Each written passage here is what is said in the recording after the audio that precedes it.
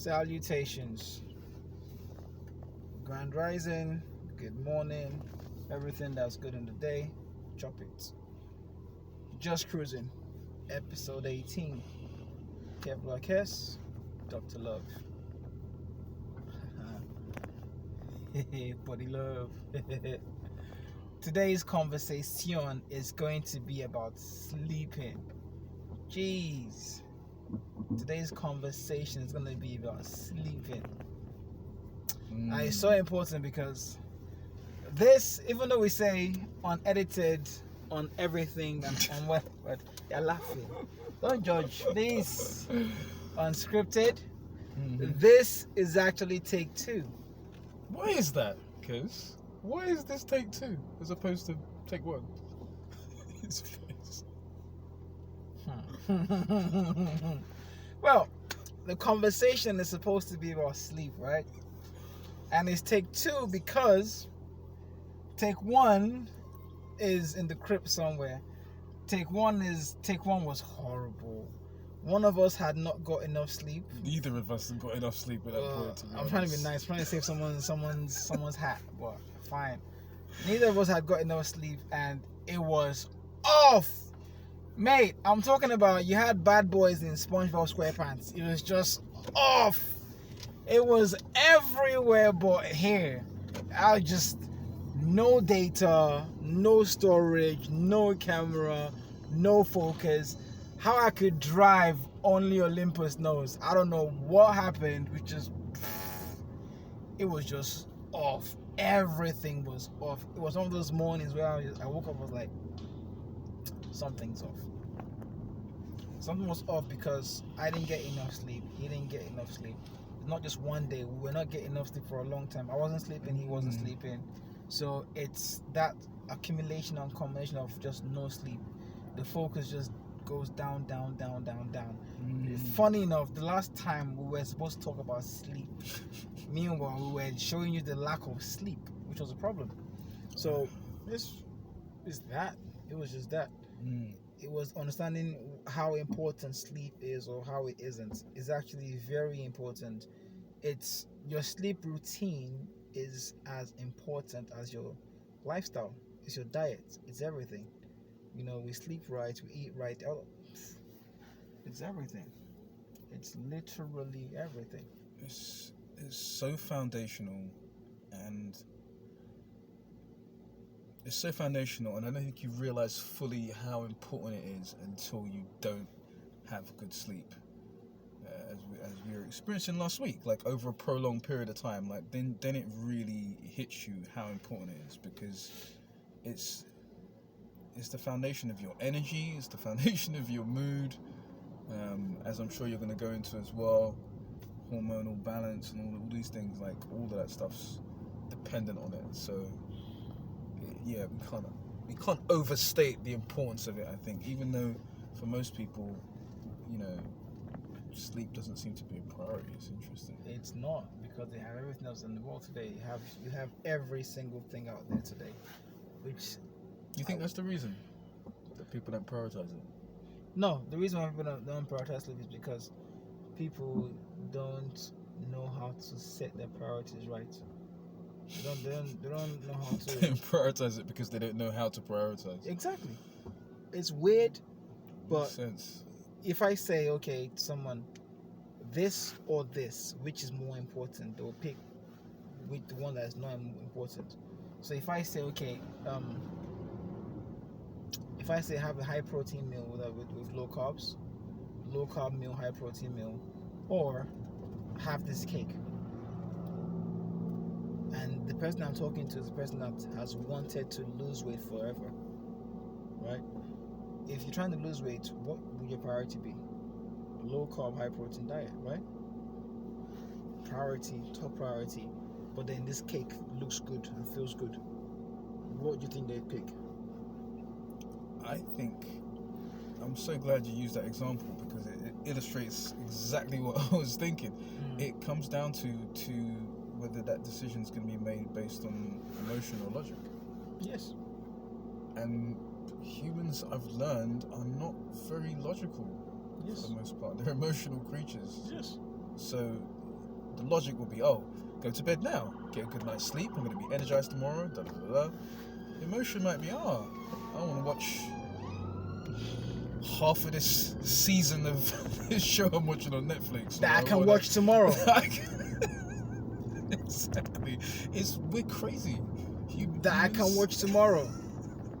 That I can watch tomorrow. That's what I'm saying. It's not logical. When we grew up, we had like 4 or 5 channels, right? 4 or 5 channels. It was so simple as, okay, if you miss this show today, you have to wait for the omnibus on the weekend to catch the whole thing. The what now? Omnibus. Okay. Bro, you know you watch omnibus. Just something about the pronunciation was funny to me. Go ahead. Would you like omnibus? Omnibus. I actually OMNIBUS. prefer that one. The omnibus. I'll give you the Nigerian version. Omnibus. Oh, but Is NI and bus now?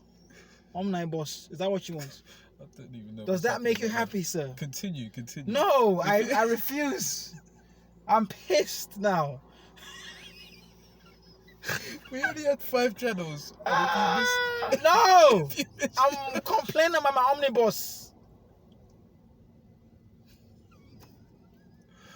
Oh, man. I'm trying to fake rant. It's not working. Oh, you're laughing too No, much. sure it is, because you're happy and you're rested. So your rant's not based on actual, genuine I know, right? venom. It's not real vent. It's like, it's a happy vent. I'm happy. I'm venting. Right. So we had 4 or 5 channels. And back then, if you couldn't watch a show there, you'd watch it on the weekend or in 6 months' time. Because just forget it. You couldn't catch it anywhere. You just hope and pray your friend recorded it somewhere on their VHS tape or something like that. But that was it. It was gone. Today, you have everything on pause. Everything digitally recorded. You can literally miss the show and watch it in the morning when you wake up. It's right there. It's been there for you the whole time. It's there for you the whole time. So you cannot go, oh, I need to watch this show, episode 12. You don't need to. You want to. But when you say you need to, you've now put that as a priority. That's not a need, it's a want. So your sleep is more important than that TV show. People don't see that. They prioritize the show over the sleep. Priorities. And then when you don't get enough sleep, you wake up, you think you're good. You're like, okay, I'm feeling fine. I'll get some coffee and some whatever. Yeah. But not realizing that it's artificial energy. So you still need sleep. Your body, your brain still needs to crash and rest and naturally sleep. But you're not going through that process. So your body is no longer in the same state, which is what homeostasis. You're not balanced out. So your estrogen and testosterone levels are going to be spiking the whole time. So it's so small, but it's so big. Your body doesn't balance properly. Your hormones don't balance properly just because you're not sleeping right. Your focus is out the window. You can't focus. You make small mistakes, and guess what? Because your brain is so tired, you don't even see it. Someone will tell you you're doing this. You will argue to death you're not doing that, but you're doing it.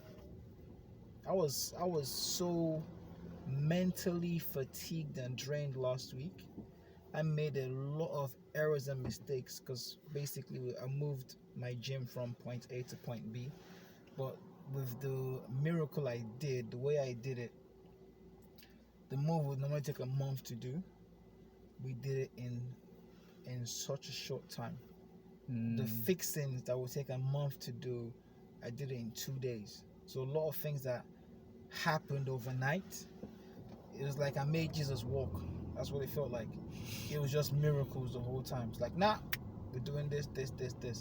Every other person that knew what I was going to do had the thought or the idea or the mindset that I'll be done in 6 months. I was done in 2 weeks.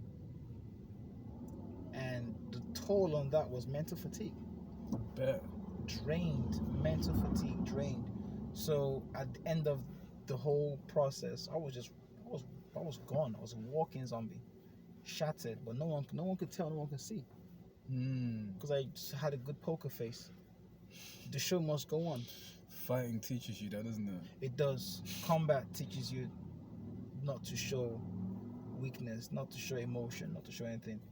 But for those who looking deeper, they go, yeah, you're crashing. Yeah. And I was crashing big time. So even though I understood that sleep is priority, it put me, myself, not the world, myself, in a predicament where one had to sacrifice sleep to get shit done. Mm-hmm. And then the moment I got shit done, I was like, okay, I'm sleeping now. And that was it. Because when I was getting things done and I was trying to sleep, I was so busy, mentally busy, that sleep was not sleep. It wasn't a proper sleep. It was just, yeah, I can imagine. you're resting your eyes, get up and go again.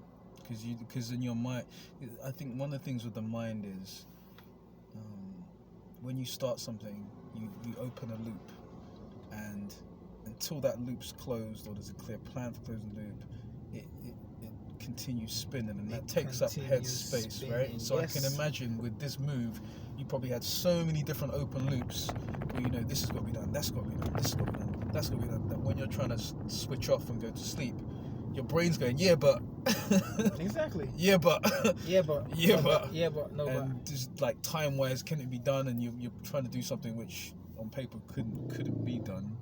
Yeah, it makes perfect sense. And what was interesting was with all that, I like this analogy is, you can't just switch off. My analogy I like to use is you cannot unscramble scrambled eggs. It is true. It's already scrambled. All right, unscramble it. Okay, just stop thinking. What?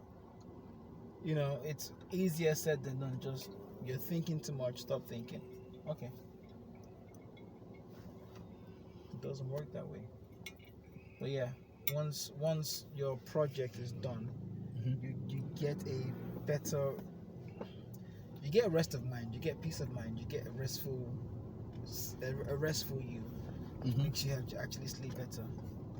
So yeah, my thing is sleep is important because it helps your body regulate itself. It aids your circulation. It helps with your immune system. Healing. It heals, your body heals quicker, better, faster, stronger. Your bones stay stronger. Your muscles are better. Your organs are a lot better. You function a lot better. Your brain's a lot sharper when you get enough sleep. Yeah. Just sleep in itself. Your mood's better as well. Your mood is better. Everything's just freaking awesome. So yeah. That's what I thought. No. We're not doing that again. It was so interesting that when I showed up last week, you said that you wanted to talk about sleep, because at the time I was exhausted, you were exhausted, and I've had this conversation with so many people over the past maybe month or two just around sleep, because I see people that are exhausted. A lot of people I see at work aren't getting enough sleep, and then sometimes it'll be friends or family members. I think one of the things is we have created a world where it's easy to just have the brain going. So I think I spoke about ultradian rhythm before, but basically the brain works on these cycles of about between an hour and a half and 2 hours, where it's more active, and then where it cycles down and slows down for say sort of 20 minutes. And our sleep cycles work similarly as well. We tend to sleep in blocks of like an hour and a half. And in an ideal world, you'd have those times during the course of your day where when the brain cycles down, you actually slow down and you have some rest. But for most people, especially in technologically advanced like cultures, you're waking up, you're connecting to some information. The amount of information we experience and process now is just so way beyond anything our ancestors dealt with, right? And so our brains are not trained to slow down and relax. And it's the same with our bodies. Our bodies are in this state of a sort of stress constantly, because there's always messages, there's always, it could be text, it could be social media, it could be phone calls, it could be email, it could be whatever. But there's all this stimulation. Yeah. And then when people want to sleep, it's like, okay, so we're just gonna stop now. And often they don't even have a wind down period to go into sleep, because if we're thinking about it in terms of our brain waves, where your active is beta, when you're doing, the next one down from that is alpha. Brain waves slow down, then they slow down into theta, and then delta, gamma, and so on. In sleep, we're cycling back and forth through alpha down to theta, delta primarily. But if you've trained your brain to be in beta constantly, which I notice most people have, they've got no concept of being alpha. Like, they don't know how to relax. Most people don't meditate. You ask the average person, "Oh, do you meditate?" They're like, "No, I tried it, I can't do it," because it's such a gap between their normal thought process and just being present in themselves, in their bodies, and in their minds, that for most people they're just like, "No, that's uncomfortable. I'm not trying to deal with that." That makes sense. You're right. It makes sense. Because a lot of people cannot slow down. They cannot, and they will not slow down, because you tell someone, okay. So I tell people who cannot sleep what they need to do 2 hours or an hour before they sleep, which is slow down. Whatever it is that stimulates your brain, start to turn it off, one by one, piece by piece, bit by bit. Okay, take that away. Simple as that. Your blue light, reduce your blue light. You have ones who are on their phone until bedtime. Yes. And then they wonder why they have scattered dreams. They wonder why they can't sleep. You have ones who are on a sugar high before bedtime, and then you wonder why they have very, very hyperactive dreams. You know, the body acts. What you eat in private, you show in public.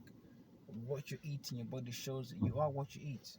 I say this, but no one listens, because you get those ones who go, "Oh, I dreamt about you, and then in my dream this happened, and then that happened, and it was this, and it was that. Oh, and I went to church to go and pray for you, and then blah blah blah blah blah blah blah." And I go, "What do you have for dinner?"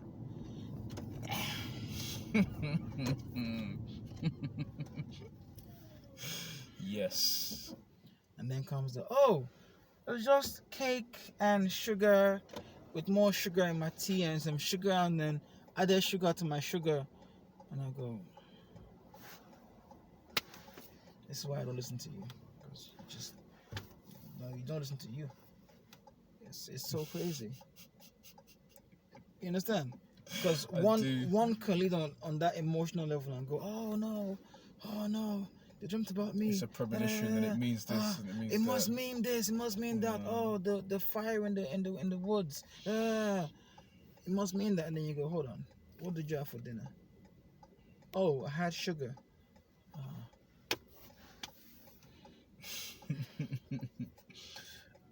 Another thing, which is really, really key, is, so first thing in the morning when we wake up, our brains adjusting from the slower brain waves coming up into beta. But there's a period of time where you're, wow, guy just playing saxophone in the road. He's risking his life for your entertainment. So yeah, there's a period of time where you're in between awake and asleep, and so your mind's very suggestible, because when you're going into a trance state, that's slowing down from beta into alpha and so on. And so first thing in the morning, you're in that sort of trancey state, first sort of maybe 20 minutes, depending on how long it takes you to get up and all the rest of it. And at night time, it's the same. So in the morning, it's called the hypnopompic state, and at night, it's the hypnagogic state. And I remember learning this when I was studying hypnosis. And so those times are really, really key in terms of what you're feeding your mind. First thing, the thoughts you're having, the things you're focused on. If you wake up in the morning and you just pick up your phone like immediately as soon as you wake up, now you're wiring your mind for stress, because it's in reaction mode. You're stimulating your dopamine, and so now you're straight into that kind of treadmill thing, right? Whereas if you exercise, or you slow down, meditate, you're creating a different baseline for the start of your day. You practice gratitude. You're creating a more positive baseline for your day. And at bedtime, like you said, if you're just watching your phone straight away, or you're eating some mayhem, again, you're wiring your brain in a certain way. I'll give you an example. I was talking to a guy the other day, and he said something about some crazy dreams he had, right? And so I said, how did you finish your day? And then he explains to me he was watching some true crime stuff. How do you not connect these dots, man? And so what tends to happen, I think, is the dream space is where people process stuff from their day. Sometimes it could be some unprocessed emotion, maybe something happened that angered you or something. And unless you have a conscious way of finishing your day out and finishing in a specific kind of energy, because you could slow down, have that 2 hours, like you said, relax, unwind. You could plan your day for tomorrow, right? Make note down what you want to get down tomorrow. You could sit and maybe visualize something you want to create or work on something, and then you're now programming your brain in a proactive way, not in a reactive way. Yeah. Sure. I mean, there's different ways, and then your sleep's going to be on a different level, because there's times now I have dreams and I'm like, wow, like that dream's literally connected to what I was reading just before I went to sleep, or you know. But it's your routines. That makes sense. It's the same thing you said about in the morning when you wake up and the first thing you do. That's so true, because if you notice, a lot of people tend to wake up in the morning and go on their phones, and the first thing they see that triggers their dopamine actually leads their whole day. Yes. So that which they see for the first thing in the morning is how they carry on their entire day. Example. You don't see the good news, you see the bad news. The human brain is wired to react to negative news, right? So yesterday the pound went down. How do I know the pound went down? I don't know. Everyone in my gym told me, and I went, okay, cool. Because here's what's interesting, right? So the pound went down. I didn't know about this. Why? Because my focus was on something else, was somewhere else. My focus wasn't about making myself and my team 1% better every day, right? So now my staff and other people would say to me, oh, the pound went down today. And I go, okay, how does that help you? How does knowing that help you? How does the pound going down a little bit affect you? It affects you if you are investing millions in something.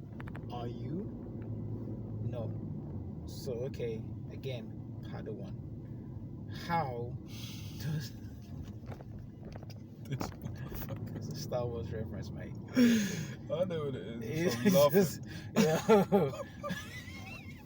I say again. So how? So what you mean is. So what you're trying to say is you're Yoda.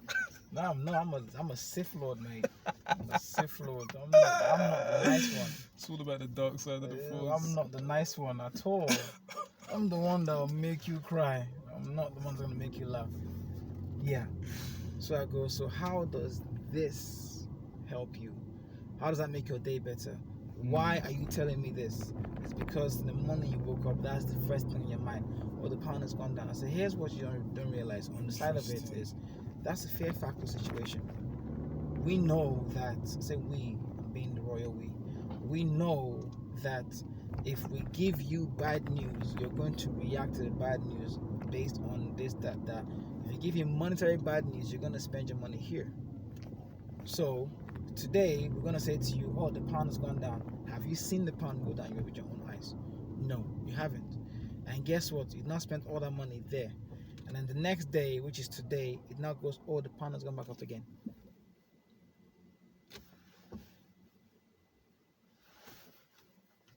It's very interesting. I find I don't watch the news, and yet if anything of significance happens, just like you, I hear about it anyway, because the average person is is watching it. And so It's- let's it's say, for example, controlled by the news. 100%. So let's say, for example, that person, hypothetically, I don't exactly know how their day went, but let's say, for example, they woke up yesterday and clicked on the news, and that was the first thing they saw. Their mind's in a highly suggestible state now because they've just woken up. As I said, they're in a trance state. That's triggering an emotion, a negative emotion, a little anxiety, a little apprehension, maybe they read a little bit more of the article. Now their days, it's the opposite of a head start, to their day. And so their energy's now in that, and then they're going to go, and then they probably had that conversation with 20 people now, because other people are talking about it. And it's now solidified. And it's solidified, exactly. And so now it's the fear, and what am I going to do? Oh, this is real. Because everyone has verified it. So it's real now. Snap. And it's a reactive stance. This is happening to me. It's a reactive thing rather than a proactive thing. Of what do I want to create? What am I doing? Which is what you're talking about. My mission for today is this. And so you woke up with a plan for your day, whereas that person's just reacting. It's simple. And I remember, I'll give you a personal example. My lady used to wake up and be in a very she would listen to either the news or some stuff on the radio, and it was just the energy in the mornings was just off. Yeah, it wasn't calm. And then so she'd wake up, and as you said, the mind's got a negative bias, right? So if you let it, it will go to the negative. And so she'd wake up and she'd moan about something or other maybe, and I'd look at her and I'd just be thinking, I can already see how your day's gonna go. She'd come home and they'd be like, so how was your day? She'd, oh, my day wasn't good. And I'd get her to basically connect it. I'd connect her because how did you start the day? And then she started to notice the connection, and she'd wake up and she'd play some calm music because she used to wake up in this kind of like adrenalized state, like I've got to be on time, I've got to be focused. She's a little type A, right, in her personality. But then when she started to realize that, okay, if I start my day in a calm energy, you're mean, bro. You actually let her ride the storm and you go, here's how the storm went. This is exactly what you would have done. Stop it. That's true. That's exactly what you done. I'm like, yeah. I'm just like, just wait for it. And I go, look. Just look at this idiot. Look at it. Look. Up there. See your head. Look. That's what I do. That's true. And not only that, afterwards, when she started to do it in a more, just a healthier way and started to see the benefits of it, and that even became like a routine, I reminded her. Say, so now. Do you remember when I was sharing that thing with you? Aren't you happy you listened to me?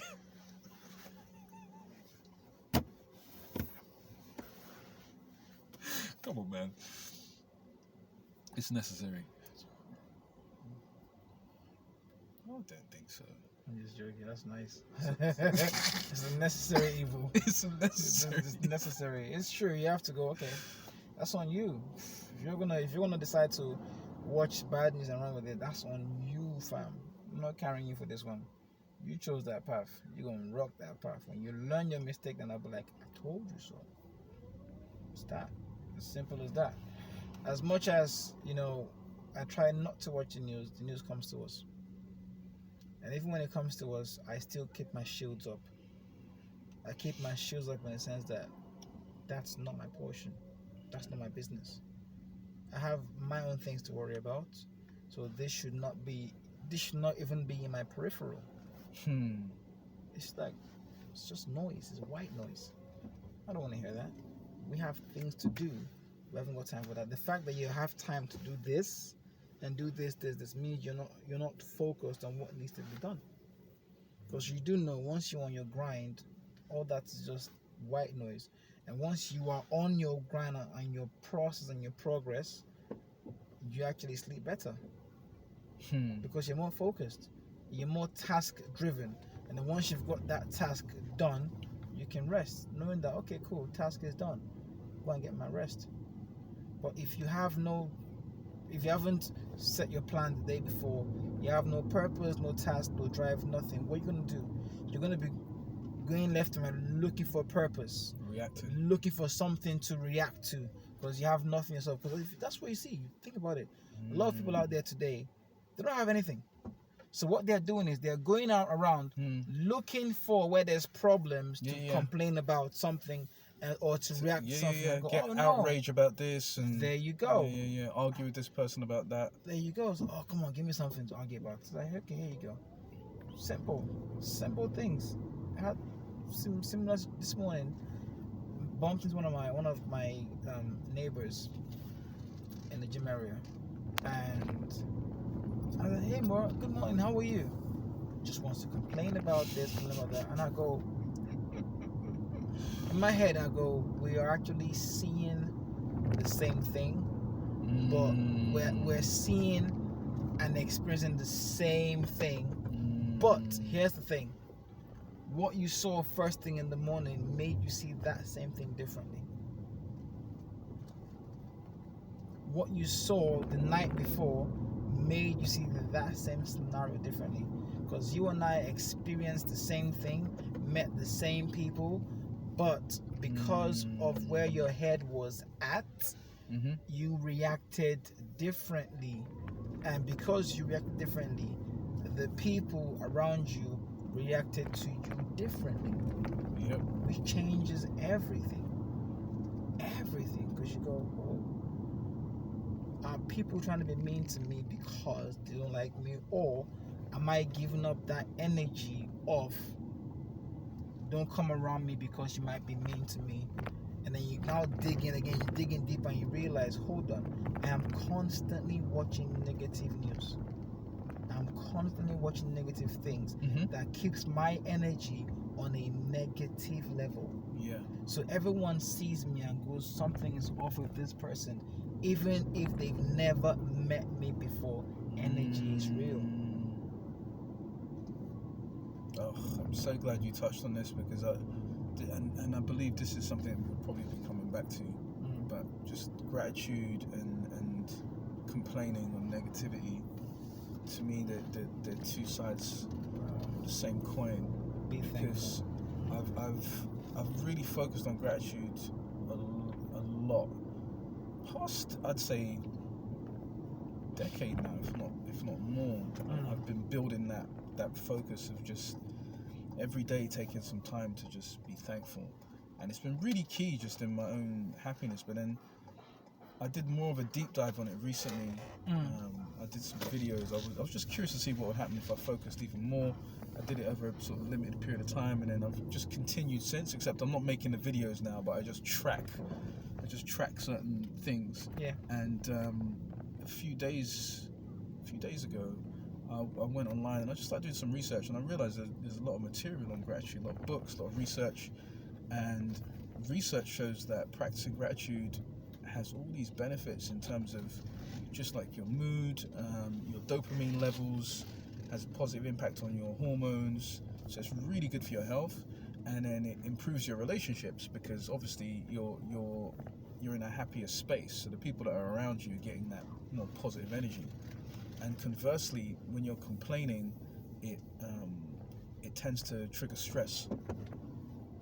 And there's research from Stanford University which said that, and this is going back a little while, like late 90s, 96, they did this research study, and they found that being in stress for a certain period of time actually shrinks certain parts of the brain in the hypothalamus, and it has a negative effect on your hormones. And they correlated that part of the brain to things like Alzheimer's and ADHD. Yes. And when I think about it that way, and you think about, okay, so if complaining causes stress, complaining's got a negative effect on the brain, literally damaging your brain. Yeah. And Structure your brain. some of the articles I was reading was saying that even if you're just around someone that's complaining a lot, it's like secondary smoke. Your IQ drops.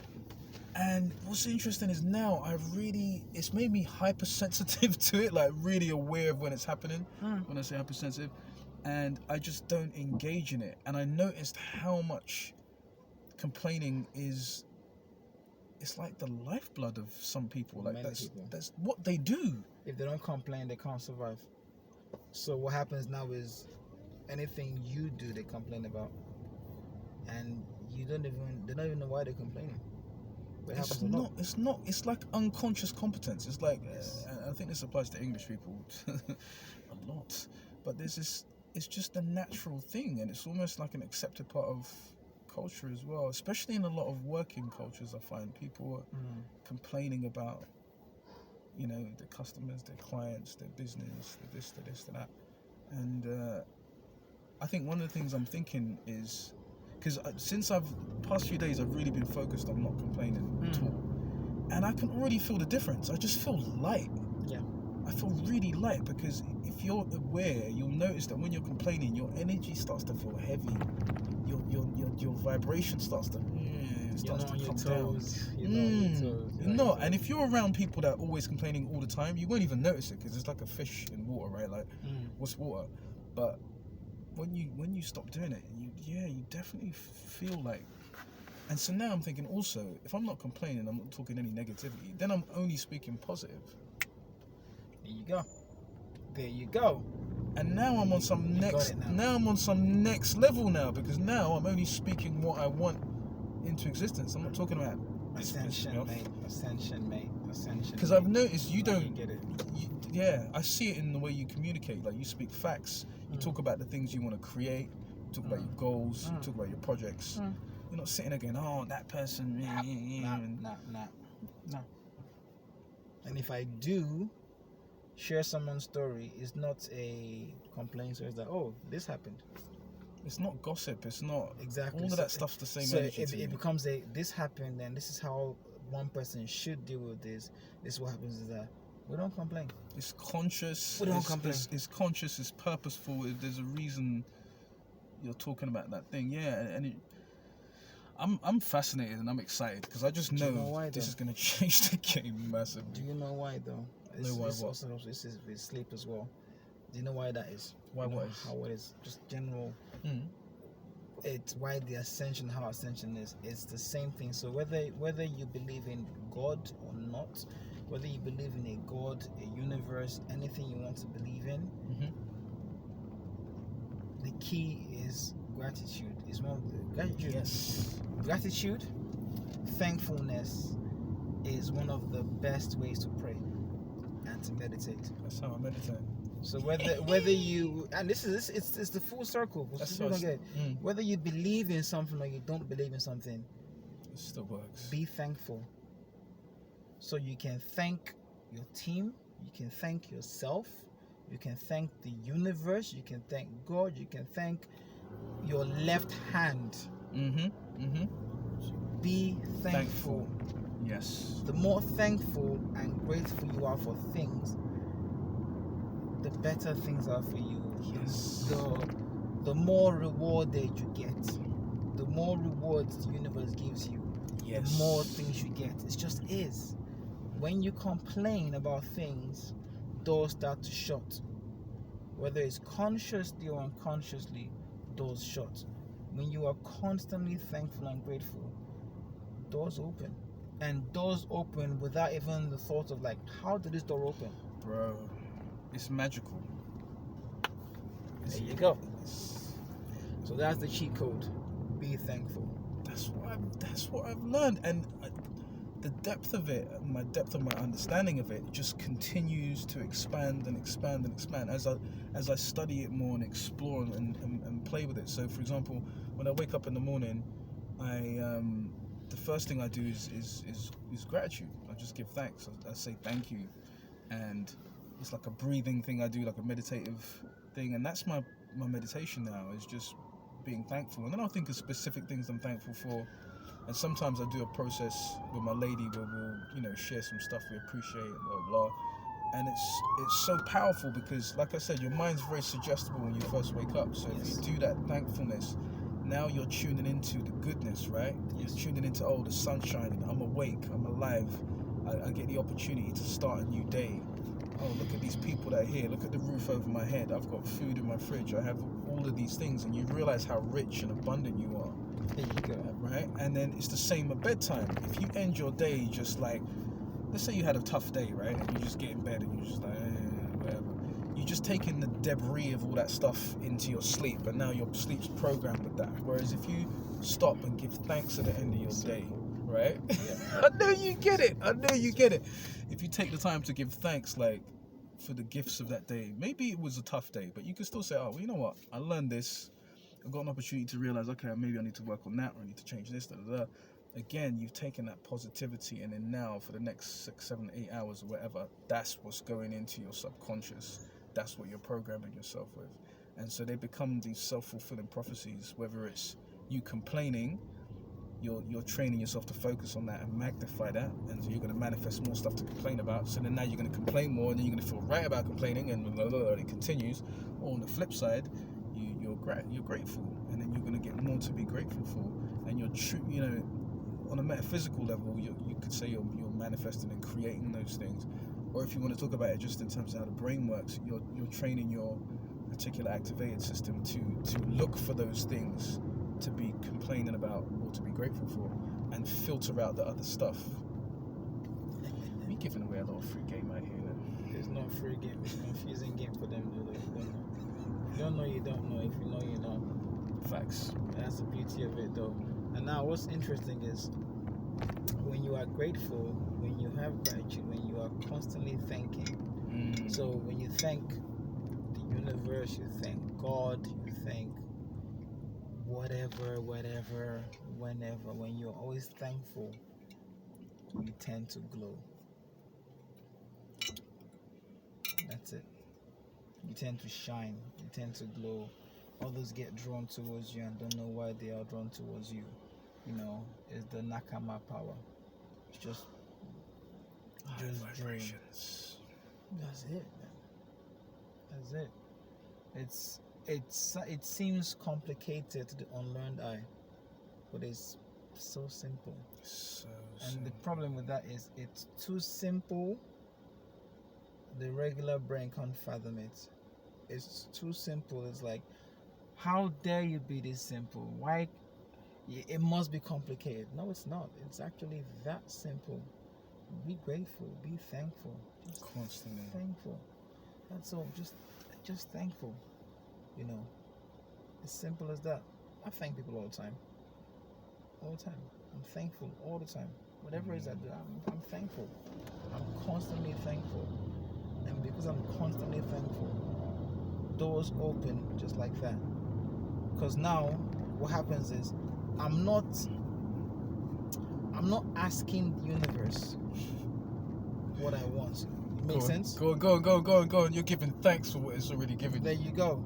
I'm not asking the universe what I want. I'm thanking the universe for what I've already got tomorrow. Yes. To me, that's the next level, because when I started doing this project of sort of really locking in, after a few days, things started to happen in really interesting ways. Like, first of all, as you say, in terms of the doors opening, opportunities would just come to me. Yes. So things which would be harder to facilitate, they just started to occur. I'd be given opportunities, things would happen with work. I started getting job offers just like constantly, just job. And I was thinking, what is this? Is okay, right? And then what happened was, because I was starting my day with gratitude, I'd weave it into my morning sort of cardio. I'd walk and just give thanks, talk to the Most High, and blah blah blah. It got to the point where I just knew the day was going to be good, and I knew things were going to go great, and gratitude and faith are connected to the point that I started giving thanks for stuff before it came, like you said. So I'd be going through my day and I'd be like, okay, thank you for this going well today, thank you for that happening, blah, blah, blah. And then it would happen, and then my faith would get stronger. And I realized also that, as you said, we normally express gratitude after we receive something, not before it. So when you're giving thanks in advance, you're putting yourself in that same energetic place as the person who's already received it. There you go, because tomorrow is today and yesterday is tomorrow. Because there is no time. There you go. It's like how 2 years ago I was telling this man over here, it's like, we need to start doing this driving podcast. like we've already done it. I remember that conversation. 2 years ago. He remembers it now. It's like, I just see him in the park, like random in the park, like, yo!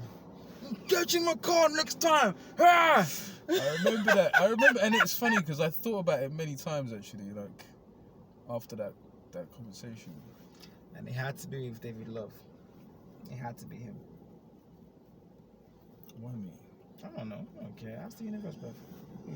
Why me? That's between you and the Most High. Exactly. It's between you and the Most High. I don't care of that paperwork. You know? Oh, it's funny. Tombow. This is definitely an idea whose time has come, though. It is, brother. It is what it is. I said, and it was like, and I also said to you, like, it will come. No rush. It will come. It's gonna happen. It's meant to happen. It will come. It will be. Boom. Just like that. Simple as. Those who don't know, don't know. Those who know, know. And you'd be in a hard place trying to convince those who don't know how to know. Ugh, I used to do that. I used to try and do that. What a fool's mission. A fool's mission. A fool's errand. I'm not even sure what the term is, but it was long. The intention was good, but yeah, it was. Here's the question though. Why? Why what? Why would you try to make those who don't see? I can only speak for myself. Yes, for you. And I thought that I was doing them a service. Do you know what I mean? Yes. My intention was good. Yes. But I've learned that everyone's on their own journey. Yes. Sometimes you're actually doing more damage when you're trying to yes, lead somewhere that they're not maybe ready for. Even now, sometimes like there's situations where I'm like I have to gauge it, because I might learn something and there's a part of me that's like, oh, this could really help that person, but are they ready for that? You know what I mean? Are they ready for that? They're not you. They don't have your experiences, your beliefs, your filters, and whatever. It might be too much, That's the answer I was looking for. That's the answer. You may have the gift for somebody. You may have the answer for the questions, but when you present the answer too soon or before it's time, the answer is a problem. You may have the solution to someone's problems, but if you give them the solution before it's time, it only further complicates problems. People can only take the message when they are ready. When the student is ready, the master has always been there. That's all. The sensei doesn't appear just because the student's ready. The sensei has always been there with the answers. The student just was not ready for the moment. And this is the thing.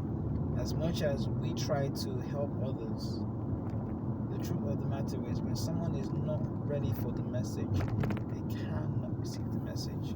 So that's another lesson we need to learn in our life as teachers. Because as you are teaching, you are learning. As you are learning, you are still teaching.